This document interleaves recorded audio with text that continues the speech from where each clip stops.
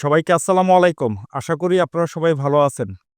আজকে বেশ গুরুত্বপূর্ণ বিষয় নিয়ে আপনাদের সাথে একটু আলোচনা করব। সেটা হচ্ছে ইনডেক্স। ইনডেক্সের এখন কি অবস্থা? পরপর ২ টা নেগেটিভ ক্যান্ডেল আছে। মানে একটা ডোজি ক্যান্ডেল এবং একটা বিয়ারিশ ক্যান্ডেল। এরপরে মার্কেটের গন্তব্য কোন দিকে হইতে পারে? কি হইলে কি হবে? ইনডেক্স কি নিচের দিকে আরো আসবে কিনা?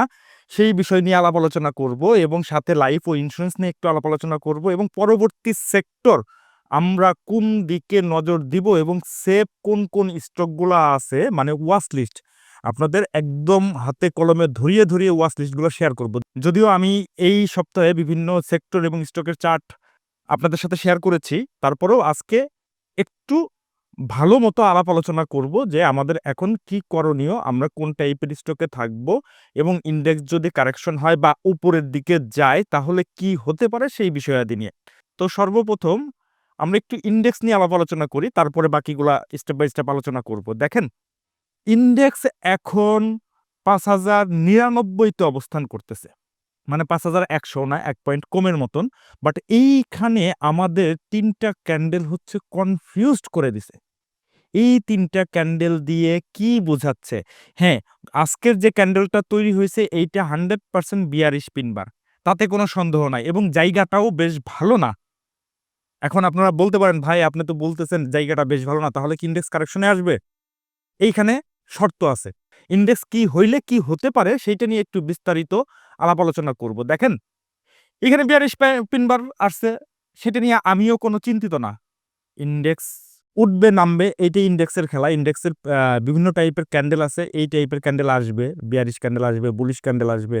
সেইটা দেখে ঘাবড়াইলে হবে না। আমাদের প্ল্যানিং অনুযায়ী আগাইতে হবে। দেখেন, এখন এই ৩ টা দিন একই জায়গায় মার্কেট ঘোরাফেরা করতেছে। একদম পিওর ওয়েতে এক জায়গায় ঘোরাফেরা করতেছে। এর মানে মার্কেট হচ্ছে ছোট হয়ে গেছে। কি কারণে ছোট হয়ে গেছে এটা আপনারা অলরেডি জানেন। মার্কেট ইন্সুরেন্স এবং লাইফ সেক্টরের মধ্যে সীমাবদ্ধ মার্কেট। অন্যান্য সেক্টরগুলো খুবই স্লো এবং কিছু স্টক আছে তো বাড়েই নাই। মানে ইনডেক্সের যে এতটুকু উত্থান হয়েছে এই উত্থানের মধ্যে কোনো স্টক বাড়েই নাই। শুধুমাত্র ইন্সুরেন্স এবং লাইফ ইন্সুরেন্স টুকটাক একটু বাড়া শুরু করছে। ব্যাংকও ২-১ টা দিন মাঝে মধ্যে একটু উকি দেয়, আবার স্লো হয়ে যায়। যে কারণে ইনডেক্সে শুধুমাত্র ইন্সুরেন্স দিয়ে ইনডেক্স পজিটিভ রাখা পসিবল হচ্ছে না। যতটুকু রাখার প্রয়োজন ছিল মানে এইখানে এই যে এই দিন যেদিন বড় ক্যান্ডেল দিয়ে ব্রেকআউট দেয় এইদিন ইন্সুরেন্স, লাইফ এবং হচ্ছে আইটি আর ব্যাংক তো ছিলই। এখন বাকিগুলা স্লো হয়ে গেছে বাট ইন্সুরেন্স টুকটাক একটু মুভমেন্ট করতেছে। এখন আমাদের দেখার বিষয় হচ্ছে ইন্সুরেন্স ঠিকঠাক মতো লিডে আসতেছে কিনা, সাথে লাইভও আসতেছে কিনা এবং অন্য কোনো সেক্টর আমাদেরকে সাপোর্ট দিচ্ছে কিনা। যদি অন্য কোনো সেক্টর এইখানে সাপোর্ট দেয় তাহলে ইনডেক্স এখান থেকে বের হয়ে যাবে। কথাটা ভালো করে বোঝার চেষ্টা করেন। যদি কোনো সেক্টর, সেটা ভারী সেক্টর হলে সবচেয়ে ভালো। তারপরেও যদি কোনো সেক্টর মানে যেকোনো একটা সেক্টর যদি লিড নিয়ে দেয় মানে ইন্সুরেন্স ব্যতীত, ইন্সুরেন্স তো অলরেডি লিডিং এ আছে সেটা তো আপনারা জানেনই। বাট ইন্সুরেন্স ব্যতীত যদি অন্য কোনো সেক্টর লিডিং এ আসে তাহলে এইখান থেকে বের হয়ে যাবে। আর যদি না আসে তাহলে এইটা একটু কারেকশন হবে এবং আপনার একটু ডাউন ট্রেন্ড ও আসতে পারে। তবে ইনডেক্স নিয়ে ভয়ের কিছু নাই। এর রেঞ্জটা কত? ৫,০২০ পর্যন্ত। এই ৫,০২০ পর্যন্ত যতক্ষণ না ভেঙে নিচের দিকে আসতেছে, ততক্ষণ আপনি এই জায়গাটাতে স্টকগুলা নিয়ে হোল্ড করতে পারেন। আপনার হাতে যে স্টকই থাকুক না কেন। কথাটা একদম ক্লিয়ার কাট বললাম যে এই যে বক্সটা আঁকাইছি মানে ৫,০২০ যে পর্যন্ত ভাঙবে না সেই পর্যন্ত আপনার হাতে যে স্টকই থাকুক না কেন, সেটা ইন্সুরেন্স, লাইফ অথবা আইটি অথবা যে কোনো ইন্সুরের স্টক থাকুক না কেন, আপনার তেমন কোনো ভয়ের কিছু নাই। যখন এইটা ব্রেকডাউন করে নিচের দিকে চলে আসবে তখনই এটা একটু বড় কারেকশন হওয়ার সম্ভাবনা থাকে। বাট এই মুহূর্তে ইনডেক্স নিয়ে আমিও ভাবতেছি না। সত্যি কথা আপনাদের সাথে শেয়ার করলাম, ইনডেক্স নিয়ে আমিও ভাবতেছি না। কারণ যদি আগামী দিন ইন্সুরেন্সের সাথে অন্য কোনো সেক্টর লিড নেয় তাহলে এটা বেড়ে হয়ে যাবে। সো ইনডেক্স এই হচ্ছে অবস্থা। আপনারা এখন দেখেন যে অন্য কোনো সেক্টর একটা লিডিং এ আসে কিনা। যদি লিডিং এ আসে তাহলে আপনার ভয়ের কোনো কারণ নাই। আপনি চুপচাপ বসে থাকতে পারেন এবং আপনার স্টকগুলো হোল্ড করতে পারেন। আপনাদের অনেকেরই প্রশ্ন থাকে যে, "ভাই ইনডেক্স বাড়তেছে, আমার হাতের শেয়ার তো বাড়ে না।" ভাই, আপনার চোখের সামনেই কিন্তু ঘটনা ঘটতেছে বা আমাদের মার্কেটে এখন বর্তমানে লিডিং এ আসছে কি? জেনারেল ইন্সুরেন্স এবং লাইফ ইন্সুরেন্স। বাদবাকি সবগুলাই স্লো। লো পেইড থেকে শুরু করে এবং ছোট শেয়ার বা অন্যান্য ইঞ্জিনিয়ারিং বা টেক্সটাইলের শেয়ার, এগুলো সবগুলাই স্লো। তো ইনডেক্স এখন বাড়বে কি দিয়ে? বা ইনডেক্স বাড়লেও আপনার হাতের শেয়ার কেন বাড়তেছে না? বাড়তেছে না কারণ হচ্ছে গুটি কয়েক সেক্টরে মানে মূলত ২টা সেক্টরে হচ্ছে স্মার্ট মানি প্লে করতেছে। তো আপনার ওই স্টকটাও বাড়বে। এবং ইভেন এটাও বলে দিচ্ছি যে ইন্ডেক্স যদি কারেকশনও যায় আপনার ওই স্টকটা তো বাড়ে নাই। তাহলে ওই স্টকগুলা নিয়ে ভয়ের কোনো কিছু নাই। আপনার হাতেরটাও বাড়বে। শুধুমাত্র এখন দেখেন যে কোনো একটা সেক্টর স্লো হয়ে মানে যেগুলা লিডিং এ আছে সেগুলো স্লো হয়ে অন্য কোনো সেক্টর লিড নিচ্ছে কিনা সেটা যদি লিড নেয় তাহলে আপনার হাতে যদি ওই সেক্টরের স্টক থেকে থাকে তাহলে আপনার হাতের শেয়ারও বাড়বে। এখন এই প্রশ্ন আপনারাই অ্যান্সার করতে পারবেন বা আপনাদের কাছেই অ্যান্সার আছে। তারপরেও আমাকে অনেক প্রশ্ন করতেছে, "ভাই আমার হাতের শেয়ার তো বাড়ে না। এটা নিয়ে অনেকদিন বসে আছি।" ভাই এরকম আগে পরে হইছে কিন্তু। এর আগে যখন ব্যাংক লিডিং এ ছিল মানে ওই যে এই মুভে একটু দেখাই আপনাদেরকে যখন এই মুভে ব্যাংক লিডিং এ ছিল তখন কিন্তু অন্যান্য শেয়ারগুলো কিন্তু স্লো ছিল। যখনই ব্যাংক একটু স্লো হয়ে গেল তখনই কিন্তু বাকি সেক্টরগুলা কিন্তু লিড দেয়া শুরু করলো। তো এখনো সেই অবস্থায় আছে। এখন যদি ইন্সুরেন্স একটু স্লো হয়ে যায় ইন্সুরেন্সের মানি ফ্লো অনেক বেশি। বাট স্লো হবে কিনা সেটা নিয়ে আমি একটু সন্দিহান।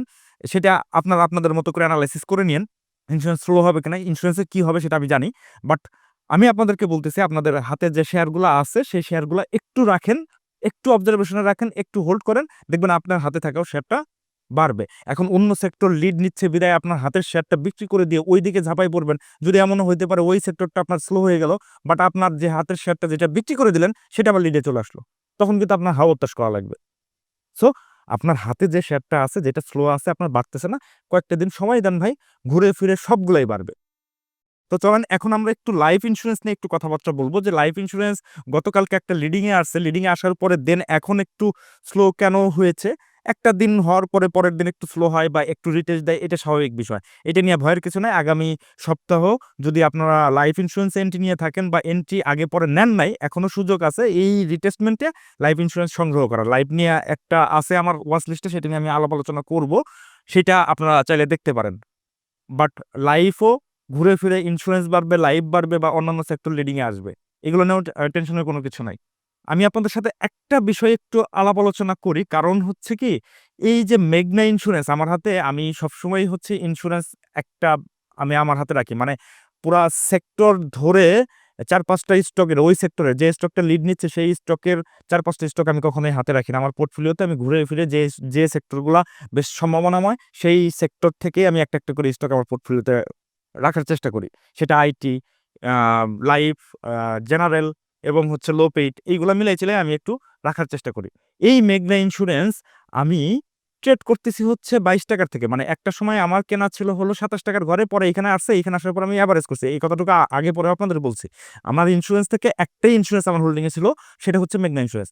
আমি এর ট্রেড করতেছি, ট্রেড করার পরে এইখানে ৳২৬ য় প্রফিট টেক করছি। আবার নতুন করে নিয়ে আবার এইখানে মানে ৳২৮ ৳২৯ ঘরে আবার প্রফিট টেক করছি। আবার এইখানে আসছে মানে প্রত্যেকটা সুইং ধরে, ধরে ট্রেড করছি। লাস্ট টাইমে লাস্ট টাইমে আমি একদম সম্পূর্ণ হোল্ডিং ছেড়ে দিয়েছি ৳৩০.৫০ য়।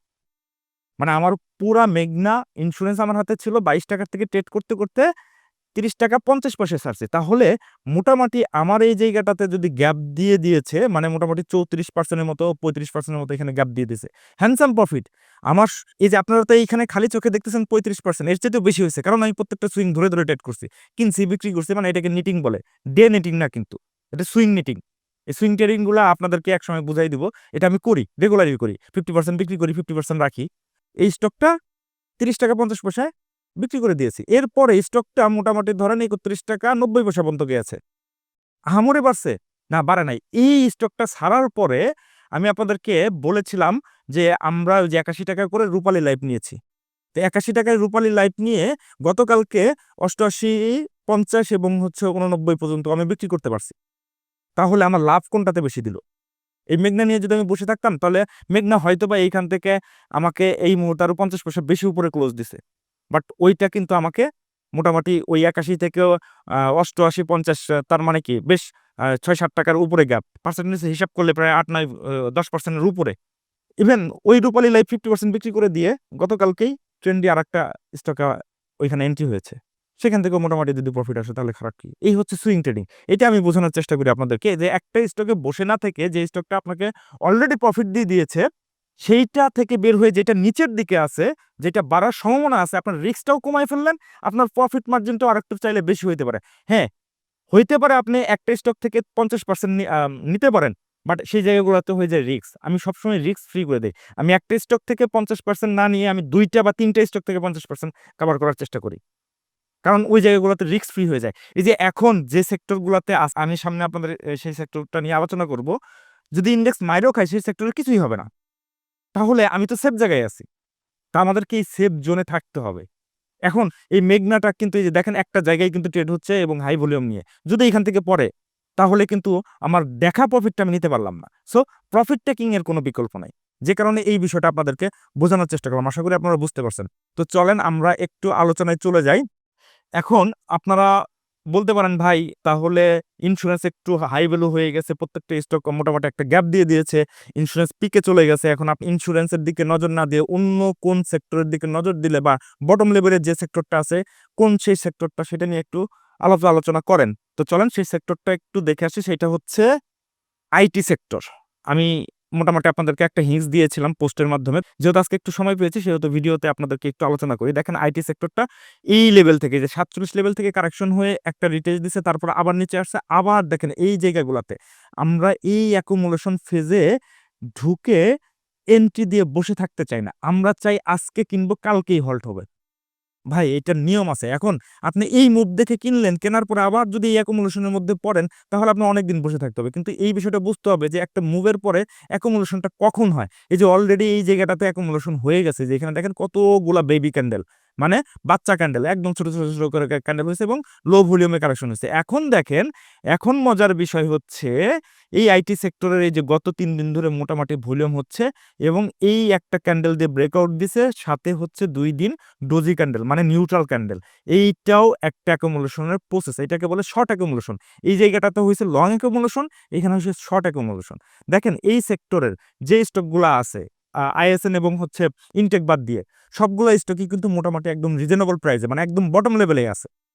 ওইগুলা অনেক পিকে চলে গেছিল। এখনো কারেকশন আমি মনে করি না ওইগুলা প্রপার ওয়েতে কারেকশন হইছে। যেহেতু বাড়তিছে সেহেতু আমি ইনটেক এবং আইএসএনটা বাদ দিয়ে দিলাম। বাট অন্যান্য আরো স্টক আছে। সেই স্টকগুলোর দিকেও আপনারা নজর দিতে পারেন। তবে আমার কাছে মনে হচ্ছে যে ইন্সুরেন্স যদি একটু স্লো হয়, আমি বলতেছি না যে ইন্সুরেন্স কারেকশন এ যাবে। ইন্সুরেন্স যদি একটু স্লো হয় তাহলে আইটি লিডিং এ আসার পসিবিলিটি আছে। সাথে লাইভ তো আছেই। লাইভও চলবে। ঘুরে ফিরে এইগুলাই হবে এবং লো পেইড এর দিকে বা ফাইন্যান্স এর দিকেও আপনারা একটু নজর দিতে পারেন। কিন্তু আমার কাছে কাছাকাছি মনে হচ্ছে আইটি সেক্টরটা। সো আপনারা চাইলেই আইটি সেক্টর নজরে রাখতে পারেন। তো এখন আপনারা প্রশ্ন করতে পারেন, "ভাই আইটি সেক্টর নিয়ে আলোচনা করলেন, তাহলে এই সেক্টর থেকে স্পেসিফিক ২-১ টা স্টক নিয়ে আলোচনা করেন।" তো চলেন আমরা একটু স্পেসিফিক ভাবে ২-১ টা স্টক নিয়ে আইটি থেকে আলোচনা করি। আইটির মধ্যে হচ্ছে আইটিসি সবচেয়ে ফান্ডামেন্টাল স্টক এবং ফান্ডামেন্টালি এর গ্রোথ ভালো, এর ডিভিডেন্ডও ভালো দেয়। যদিও আমি ফান্ডামেন্টাল দেখি না, চার্টার দেখি। তারপরেও এখন যেহেতু ডিভিডেন্ড এবং ইপিএস এর মৌসুম, যেহেতু অলরেডি অনেকগুলা কোম্পানির ইপিএস এর ডেট দিয়ে দিয়েছে। তো আমি বলি যে যেগুলা সামনাসামনি ইপিএস আছে আর ইপিএস কি আসবে আপনি জানেন না বা ডিভিডেন্ড কি দিবে আপনি জানেন না। তো এখন মুখোমুখি অবস্থায় ওই টাইপের স্টকে এখন যাওয়ার কোনো মানে হয় না বা আমি ওইটা প্রেফারও করি না। কারণ হচ্ছে যেদিন ইপিএস দিবে ওই দিন বা তার আগের দিন আমার হাতে স্টক থাকলে ওই স্টকটা আমি সেল করে দেই বা স্টক থেকে বের হয়ে যায়। যদি আমার কেনা দামের আশেপাশেও থাকে বা টুকটাক লসেও থাকে বা প্রফিটে থাকে আমি ওটা বিক্রি করে দেই। ওটা আমি রাখি না। কারণ আমি ডিক্লারেশন জানি না কি হবে। সো আমি চার্টের মানুষ, আমি চার্ট দেখি। তারপরেও এই আইটিসিটা হচ্ছে আইটি সেক্টরের সবচেয়ে ফান্ডামেন্টাল স্টক। এইটা আনার কারণ কি? আরো তো অনেক স্টক ছিল। এটা আনার কারণ হচ্ছে আইটিসি আপনার ইপিএস যদি দেয় এ খারাপও দিবে না। এটা আপনারা জানেন, এর ইতিহাস জানেন এবং এর চার্টটাও বেশ ভালো লুক্রেটিভ চার্ট। এই যে গত ৩ দিনে ৩ টা গ্রিন ক্যান্ডেল দিছে। এখন যেটা হচ্ছে এটা হচ্ছে রিটেস্ট। এই রিটেস্টের মধ্যেই আমাদের মাল কালেকশন করতে হয়। আমিও তাই করি। সো আপনারা চাইলে এই আইটিসিটা আপনাদের নজরে রাখতে পারেন। এটা যদি স্টপ লস হয়ে যায় কোনো কারণে, যদি ইপিএস খারাপও আসে তারপরেও স্টপ লস হচ্ছে ৳৩৮.২০ নিচে যদি ক্লোজ দেয় এবং স্টকটা আছে এখন ৳৩৯.৫০। কত দূর যাবে না যাবে আমি এখন আলাপ আলোচনা করলাম না।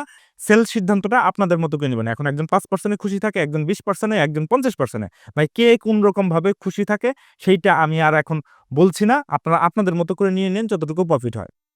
আপনারা এই আইটিসিটা নজরে রাখতে পারেন আগামী কয়েকদিনের জন্য এবং যেহেতু ইপিএস এবং ডিভিডেন্টের মৌসুম সেহেতু একটু ভালো শেয়ার বা যেগুলা একটু রিস্ক ফ্রি শেয়ার আছে সেইগুলোর দিকে একটু নজর দেওয়া প্রয়োজন। তবে এই আইটি থেকে একটা লিডার আছে। লিডার কোনটা অলরেডি আপনারা জানেন, গতবার হয়েছে আইএসএন। তারপর পরবর্তী লিডার ছিল কি? ইনটেক, বাট এখন এই মুহূর্তে ওই টাইপের স্টক প্রপার ওয়েতে কারেকশন হয় নাই।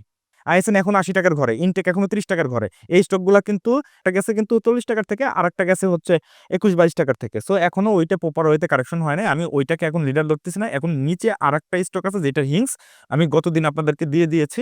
অলরেডি আমাদের গ্রুপ মেম্বারদের সেটা পজিশন নেওয়া হয়েছে আজকে। ওইটা নিয়ে এখন আর আলোচনা করছি না। আমার ওপেন পোস্টে সেখানে হিংস দেয়া আছে। আপনারা যদি পারেন সেটা ধরে নেন। আর যারা পারেন নাই ধরতে, তারা চাইলে আমাদের স্টক সিলেকশন হেল্প গ্রুপে যুক্ত হইতে পারেন। ওই স্টকটা নিয়ে আমি অলরেডি আমার গ্রুপ মেম্বারদের সাথে আলোচনা করেছি। সেইখানে এন্ট্রি পয়েন্ট কোথায়, এক্সিট পয়েন্ট কোথায় এবং স্টপ লস কোথায় নিব এবং টার্গেট কত দূর পর্যন্ত হতে পারে সেই বিষয়াদি নিয়ে আলোচনা করা হয়েছে।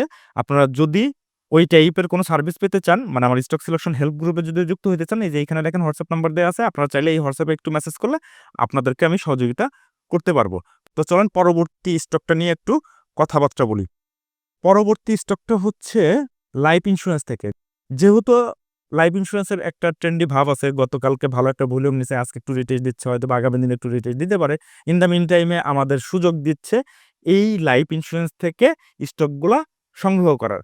তবে এই লাইফ ইন্স্যুরেন্সের মধ্যে এই সান লাইফ ইন্স্যুরেন্সটা আমার বেশ ভালো লেগেছে এবং এইটার কোনো ইপিএস এর ঝামেলা নাই এই মুহূর্তে। হ্যাঁ, ডিভিডেন্ড দিবে সেটা এই মাসে না, আগামী মাসে। তো এই মুহূর্তে আপনারা চাইলে এই সান লাইফ ইন্স্যুরেন্সটা আপনাদের ওয়াচ লিস্টে রাখতে পারেন এবং দেখেন এই জায়গাটাতে, এই পুরা জায়গাটা হচ্ছে অ্যাকুমুলেশন এবং স্টকটা পড়তে একটু খেয়াল করে দেখেন হিস্ট্রিটা, মানে এইখানে ৭৫ টাকা থেকে পড়তে মোটামুটি ধরেন ৪৪-৪৩ টাকার ঘরে আসলে। এরপরে একটু উঠার পরে দেখেন মার্কেটে যা মনে চাই তাই হয়েছে। মার্কেট উঠছে নামছে, এই স্টকটা কিন্তু আহামরি পতনও হয় নাই, আহামরি ওঠেও নাই। তার মানে এই জায়গাগুলা হয় অ্যাকুমুলেশন। আমরা এই অ্যাকুমুলেশন জোনগুলা থেকে ট্রেড নেই না। অনেক সময় আমরা কি করি, একটু ট্রেন্ডি শেয়ার হইলে সেটা কি করি, যে এখানে ৫৬ টাকা ব্রেকআউট দিবে তারপরে এন্ট্রি নেবে। হ্যাঁ, এটা এই জায়গাটাতেও এন্ট্রি হয়, বাট আমি একটু সেফ খেলার চেষ্টা করি বা আমি একটু সেফ থাকার চেষ্টা করি। অ্যাকুমুলেশনের একদম শেষ পর্যায়ে এসে যত বটমে পাওয়া যায়। স্টকটা এখন ৫২ টাকা ৭০ পয়সার ঘরে। রেট খারাপ না, বেশ ভালো রেট।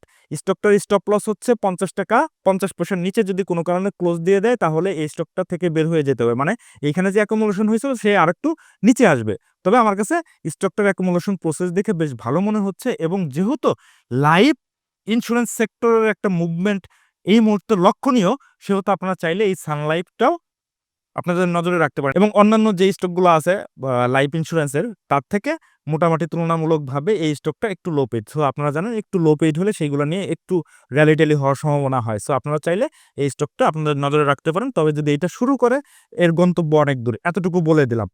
এর পরের স্টকটা হচ্ছে national housing finance limited. Finance sector থেকে। ফাইন্যান্সের এখন তো অনেকেই নজর দিবে না। এখন ফাইন্যান্স একটু স্লো আছে। আমি তারপরেও একটু আগে থেকেই প্রিপারেশন নেওয়ার চেষ্টা করি। ফাইন্যান্স হয়তোবা সামনে আইটির মতো অতটা আগে লিডিং এ আসবে না। তার মধ্যেও এই ফাইন্যান্স যদি একটু লিডিং এ আসে বা ফাইন্যান্স যদি লিডিং এ আসার চেষ্টা করে, তাহলে এই ন্যাশনাল হাউজিংটা ভালো করতে পারে। এটার আরেকটা কারণ আছে আপনাদের সামনে এই স্টকটা নিয়ে আসার। এর কারণ হচ্ছে এই স্টকটাও ফান্ডামেন্টালি বেশ ভালো এবং ডিভিডেন্ড মোটামুটি 10% এর নিচে দেয় না। যেহেতু এর ডিভিডেন্ড সামনে এবং এটা ডিসেম্বর ক্লোজিং এবং এইটার ইপিএস এর ঝামেলা নাই। এইটার ডিভিডেন্ড দিবে হচ্ছে আপনার ফেব্রুয়ারি মাসে যেয়ে। সো আপনার এই স্টকটাও আপনারা আপনাদের ওয়াচ লিস্টে রাখতে পারেন। কারণ এর ইতিহাস ভালো, মানে কোম্পানি হিসেবে ভালো। আমি শুধু ইপিএস ডিভিডেন্ড দেখে কোনো স্টকের এনালাইসিস করি না। আমি এর সাথে চার্টও মেলাই। যেহেতু এইটার হিস্ট্রি ভালো এবং কোম্পানিও ভালো, সাথে হচ্ছে এটার চার্টটাও ভালো লাগতেছে এবং পজিশন অনুযায়ী আছে, যে কারণে আপনাদের সামনে নিয়ে আসা। এই স্টকটা এখন আছে ২৪ টাকা ২০ পয়সা। দ্যাটস এ গুড প্রাইস এবং স্টকটার যদি স্টপ লস ধরেন তাহলে ২৩ টাকা ৪০ পয়সার নিচে যদি ক্লোজ দিয়ে দেয় তাহলে এই স্টকটা স্টপ লস নিয়ে নিতে হবে এবং স্টকটা দেখেন এই জায়গাটাতে ছোট্ট একটা পুলব্যাক দিয়ে, ছোট্ট মানে এইখানে ছোট্ট একটা বড় একটা ক্যান্ডেল দিয়ে তারপরে এইখানে অনেক বেবি ক্যান্ডেল হচ্ছে, মানে অ্যাকুমুলেশন প্রসেস, যেটাতে আমি আপনাদেরকে ন্যাশনাল লাইফ নিয়ে আপনাদেরকে এইভাবে করে একটা অ্যানালাইসিস দিয়েছিলাম। সেটা ৯৪ টাকায় ছিল। সেখান থেকে কিন্তু ১০৭-৮ টাকা ঘরে আমি একটা টার্গেট দিয়েছিলাম এবং সেটা অলরেডি হিট হয়ে গেছে। তো এইটাও মোটামুটি আমি টার্গেট দিচ্ছি না। এইটাও আপনারা চাইলে আপনাদের মতো করে আপনাদের ওয়াচ লিস্টে রাখতে পারেন। সো এটার টার্গেট কতদূর হইতে পারে এটা আপনাদের বিষয়। যদি আপনি একটা হল্ট পান বা ২০%, ১০% বা ৩০% কতটুকু নিবেন, এটা আপনাদের একান্তই ব্যক্তিগত বিষয়। আমি আমার ওয়াচ লিস্ট থেকে আপনাদের সাথে শেয়ার করলাম। আমি এখন এই টাইপের স্টকে ওয়াচ লিস্ট হিসেবে রাখতেছি এবং অলরেডি আইটি থেকে আমাদের এন্ট্রি পয়েন্ট হয়ে গেছে। আপনারা চাইলে আইটিসিটাও দেখতে পারেন, এবং চাইলে যারা একটু সেফ খেলতে চান, আজকে মোটামুটি সেফ স্টকই দিছি, কারণ হচ্ছে ইপিএস ডিভিডেন্টের ঝাইঝামেলা আছে। সো এই স্টকগুলো, এই ৩টা স্টক আপনার আইটিসি, সানলাইট এবং ন্যাশনাল হাউজিং, এই ৩টার ইপিএস এর অ্যাটলিস্ট ইপিএস এর ঝাইঝামেলা তেমন একটা আপনাদের পড়তে হবে না, ইভেন ডিভিডেন্টেরও ঝাইঝামেলা তেমন একটা পড়তে হবে না। তো আশা করি আপনাদেরকে পুরো বিষয়টা বুঝাইতে পারছি। ইন্ডেক্স যদি ওইখান থেকে পরেও, যেটা বুঝাইলাম আপনাদেরকে ইন্ডেক্স নিয়ে, ইন্ডেক্স যদি পরেও এই টাইপের স্টকে তেমন একটা ক্ষতি হবে না। সো আপনাকে এখন একটু সেফ চিন্তা করতে হবে। আমি যে কারণেই এই সেফ স্টকের কথাই আপনাদের সাথে শেয়ার করলাম। তো ভিডিও আর লম্বা করছি না, আজকের মতো ভিডিও এখানেই শেষ করছি। যদি কেউ আমার গ্রুপে যুক্ত হইতে চান, ট্রেন্ডি শেয়ার ধরতে চান এবং ট্রেন্ডি সেক্টরে থাকতে চান, তাহলে আমার হোয়াটসঅ্যাপে একটু নক করবেন, আমি আপনাদেরকে গ্রুপের নিয়মকানুন সবকিছু ডিটেলস বুঝাই দেবো। ভালো থাকবেন, সুস্থ থাকবেন, ধন্যবাদ।